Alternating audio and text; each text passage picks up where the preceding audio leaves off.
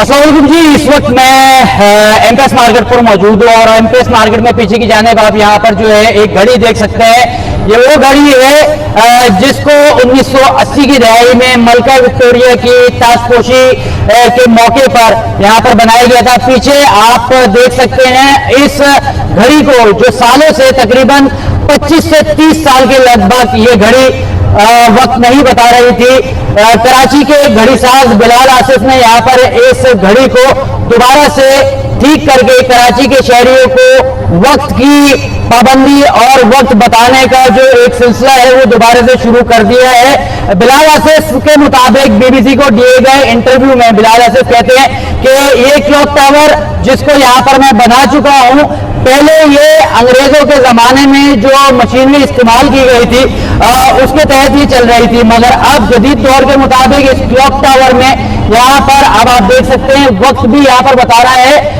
मैं इस वक्त जब मैं यहाँ पर वीडियो बना रहा हूँ तो 5:35 हो रहे हैं, तो जो है वक्त चलता जा रहा है। क्लॉक टावर यहाँ पर वक्त बता रही है और अब यहाँ पर इस क्लॉक टावर को जदीद मशीनरी यानी कि अब सोलर पैनल के जरिए यहाँ पर जो है इस क्लॉक टावर को यहाँ पर चलाया जा रहा है। पीछे आप देख सकते हैं घड़ियाल यहाँ पर चल रही है। शमसी तवानाई के जरिए यहाँ पर बैटरीज नष्ट करने के बाद इस क्लॉक टावर को दोबारा से यहाँ पर चला दिया गया है। कराची के एक घड़ी साज जिसने यहाँ पर सोचा कराची के एक तारीखी एमपीएस मार्केट की इस घड़ी को यहाँ पर जो है दोबारा से बहाल किया है। दिखाने का मकसद ये है कि अगर इंतजामिया की यहाँ पर थोड़ी सी दिलचस्पी नहीं होती तो यहाँ पर जो है इस क्लॉक टावर को दोबारा से ठीक करने का बिलाल आसिफ को मौका नहीं मिलता।